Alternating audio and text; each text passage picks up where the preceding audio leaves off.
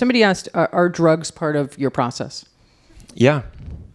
But not the way you think. Dan takes like a weed gummy to sleep so he'll quit replaying those conversations in his head. Yeah, the line I usually say is like, we don't take drugs to come up with the ideas. We take drugs to stop them. And I think that's like, I think people who don't have ADHD don't really understand how intrusive and wild your thoughts are.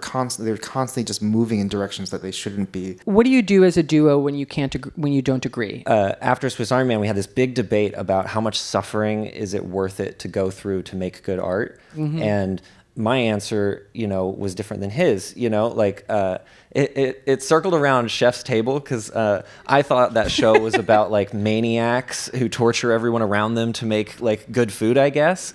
But I was triggered by it because we had just shot this movie and it was the hardest thing we'd ever done, and it got too hard, for me.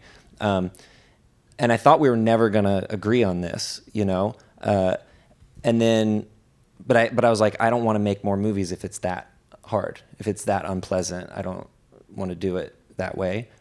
This time we tried to enjoy the process more and be nicer and not torture ourselves or the crew, and it paid off. It made the movie better. So many people, when they talk about the process of filmmaking, they use military and war metaphors. It's like, yes. Oh, we're in the trenches. Oh, there's a hierarchy, and you have to do whatever everyone else tells you to do, otherwise the whole thing falls apart.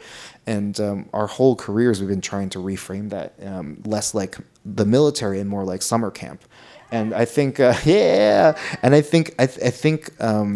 I don't think everyone should do it our way because you have your own language and your own process, and I think the important takeaway is just like find your version of a beautiful, healthy community and try to build your sets to exist in that way, because I think that way everyone will bring their best versions of them to you, and that's how you make the best movie. That's how you make a movie like this for like $14 million. When we first budgeted it out, everyone was like, it's got to be like $50-60 million.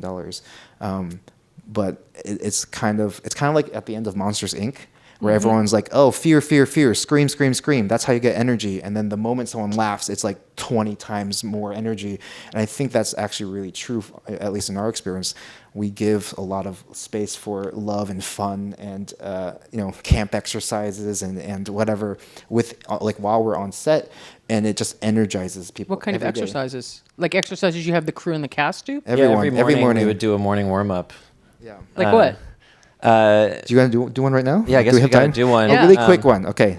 Should we shake it out? Or shake it out. This is our classic one that I learned in like theater school, I think. And so everybody's going to need to stand up if you can. And you're going to raise your right hand and you're going to count to 4 and shake your hand 4 times. And then you do your left hand 4 times, right foot, left foot. And then you're going to go 3, 1, 2, 3, 1, 2, 3. And everyone's counting out loud. And to 1. And it gets faster and faster. And here we go. And so everyone's loud, in sync, and fast. Ready? Right hands up. And 1, 2, 3, 4. 1, 2, 3, 4. 1, 2, 3, 4. 1, 2, 3, 4. 1, 2, 3. 1, 2, 3. 1, 2, 3. 1, 2, 3. 1, 2, 1, 2, 1, 2, 1, 2, 1, 1, 1, 1, 1.